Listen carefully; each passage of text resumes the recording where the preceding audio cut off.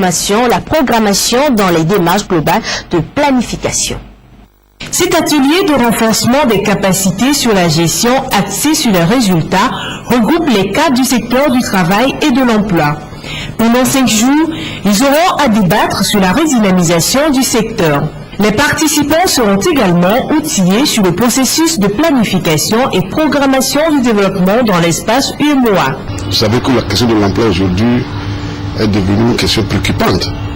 Préoccupante non seulement au niveau des ménages, mais aussi au niveau des gouvernants.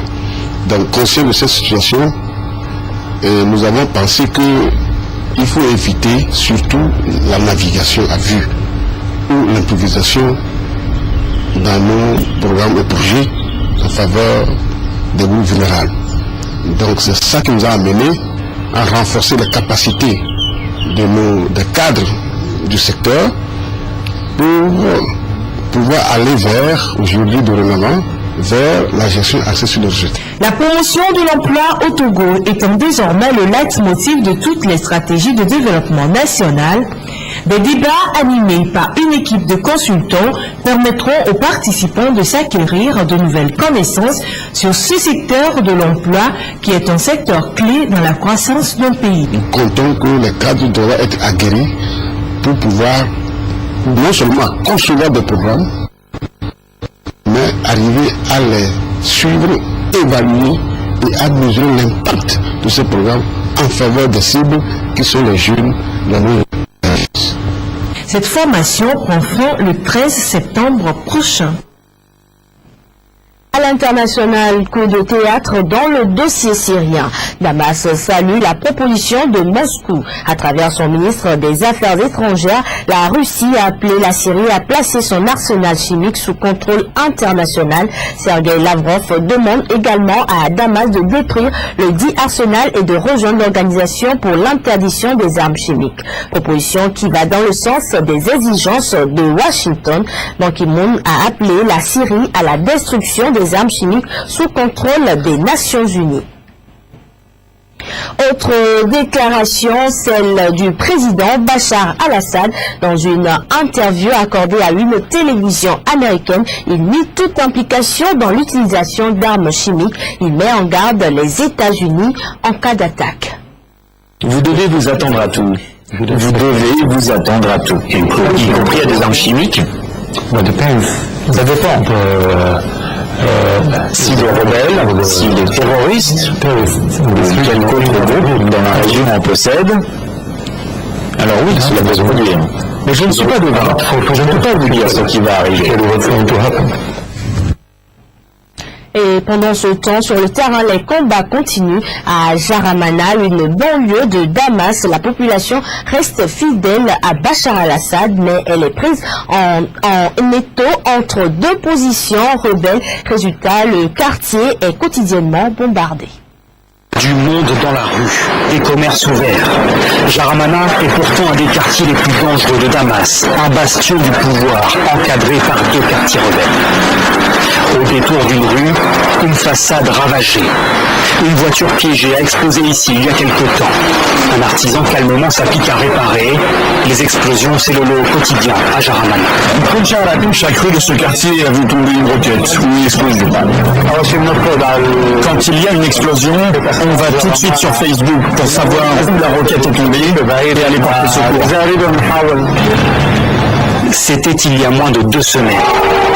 Du véhicule bourré d'explosifs, il ne reste qu'une carcasse tordue et enflammée. Le bilan est lourd, au moins 18 morts, des civils pour l'essentiel. Un attentat imputé, dit-on ici, aux rebelles islamistes du Front al-Nusra. Alors, le quartier affiche son indéfectible soutien à Bachar el-Assad. Ces gens, ce sont des terroristes. Ils détruisent le pays alors qu'on devrait être main dans la main. De toute façon, personne ne s'aviserait de dire le contraire devant notre caméra.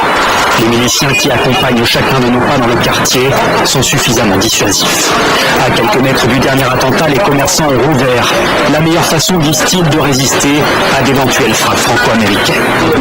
Vous savez, ici, ce ne sont pas quelques missiles de plus qui vont nous faire peur. Quant à cette femme qui affirme que son mari a été tué par les rebelles, elle adresse un avertissement au pays tenté de bombarder la Syrie. Les Américains et Israël validaient ce qui nous terrorise. Mais ils doivent savoir que quand ils en auront fini avec nous, ils se retourneront contre eux. Et ils viendront chez eux pour les tuer. La rhétorique du régime, reprise aujourd'hui par une bonne partie des habitants de Jaraman.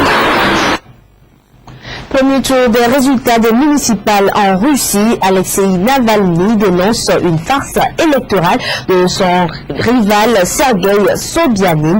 Il exige la tenue d'un second tour fort d'un soutien populaire qui pourrait se manifester dans les rues les prochains jours. Un tour aura suffi à Moscou pour élire son maire. Ceci, le président de la commission électorale l'assure. Certes, la participation a été peu élevée. Un électeur sur 3 s'est déplacé, mais le maire sortant, Sergueï Sobyanin, décroche 51,3% des voix, contre un peu plus de 27% pour son principal rival. L'affaire est donc officiellement adjugée. Les résultats définitifs seront publiés mardi. Une victoire assumée dès dimanche par l'ancien chef de cabinet de Vladimir Poutine, élu pour la première fois car en 2010, il avait été placé à la tête de la mairie de Moscou après le départ forcé d'un cacique du pouvoir, un anti-Poutine. C'est important que les moscovites soient venus voter pour décider de la vie de la cité. Ils ont traversé de nombreuses révolutions et il est peu probable qu'ils veuillent revivre cela. Ceux qui ont perdu les élections doivent se faire à l'opinion de la majorité.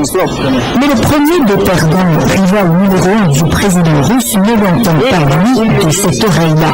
Loin de reconnaître sa défaite, Alexei Navalny parle de fraude électorale et promet d'en livrer des preuves légales. Il demande un recomptage des bulletins. Nous ne reconnaissons pas ces élections. Sobyanin ne peut pas se considérer maire de tous les moscovites. Il ne devrait pas se considérer légalement élu s'il n'accepte pas un recomptage des voix. Un recomptage des voix et un deuxième tour. Voilà ce que réclame l'avocat et blogueur qui a bien failli ne pas pouvoir présenter sa candidature à la mairie de Moscou. Navalny ajoute qu'il se réserve le droit d'appeler les moscovites à la désobéissance civile. Il y a 2 ans, lui et d'autres opposants avaient fait descendre des milliers de personnes dans la rue suite à des législatives jugées frauduleuses. Dimanche soir, ils étaient un peu plus de 2000 à son QG de campagne, des sympathisants chez qui il avait toujours l'espoir de la fin du système Poutine. Au chapitre des... Nous clôturons cette édition avec ce nouveau-né de l'artiste de la chanson togolaise, Madame Pasteur Habiteur, un 7e album qui s'intitule Cœur brisé. L'album a fait l'objet d'un concert au Palais des Congrès de Lomé dimanche dernier. La grande salle des Palais des Congrès n'a pas pu contenir le monde ce dimanche. Pour cause, l'artiste de la chanson togolaise du gospel, Madame Habiteur, a fait un concert dédicace de son 7e album. Sur scène, l'artiste a fait vibrer ce public qui a fait nombreux le déplacement des Palais de Congrès. Ce concert dédicace a comblé ce public. Je bénis le nom du Seigneur ce soir et pour la grâce qu'il nous a accordée. Et ce soir, nous sommes vraiment bénis par sa présence et nous voyons comment il utilise sa servante qui est Madame Habiteur. Nous voyons que Dieu a voulu l'utiliser pour le Togo et ce soir, nous sommes vraiment bénis. Vraiment, je bénis le Seigneur aussi pour la vie de Madame Habiteur. Dieu fait des grandes choses et je prie que le Seigneur la soutienne toujours. Que le Seigneur lui donne toujours la force de continuer dans l'œuvre. Je suis très content d'être ici ce soir pour assister à ce méga concert. Je suis vraiment émerveillé par le don que Dieu a donné pour le peuple. Plus qu'un concert dédicace, cette soirée a été une communication entre l'artiste et son public. Et qui ont que le médical et c'est Dieu a vu qu'il coule sur la ligne de touche. Le Seigneur a observé notre douleur et il m'a envoyé ce message. Donc, je voudrais dire que ça ne sert à rien de garder l'amertume dans le cœur quand on prie. Ce 7e album de Madame Habiteur, composé de 11 titres avec le principal Cœur brisé. Madame Habiteur présente par la même occasion ses excuses pour ceux qui n'ont pas pu avoir accès à la salle. Ainsi se referme cette édition. Merci de nous avoir suivis. Très bon suivi des programmes sur la chaîne.